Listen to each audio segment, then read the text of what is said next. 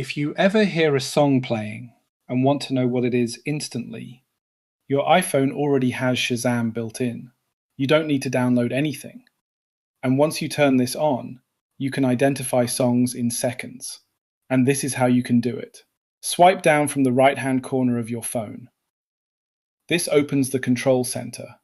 Press and hold on an empty part of the screen. Select Add a control. Add the control named Recognize Music. Now, tap an empty part of the screen. Shazam is now added to your control panel. Now swipe down from the top right corner of your iPhone. You'll now see the Shazam button in Control Center. Whenever a song is playing, just tap it.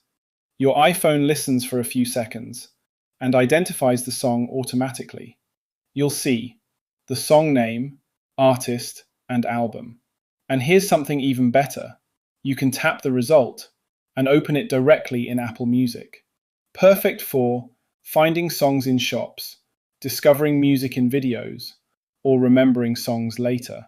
Most people still install separate apps for this. Now you don't have to.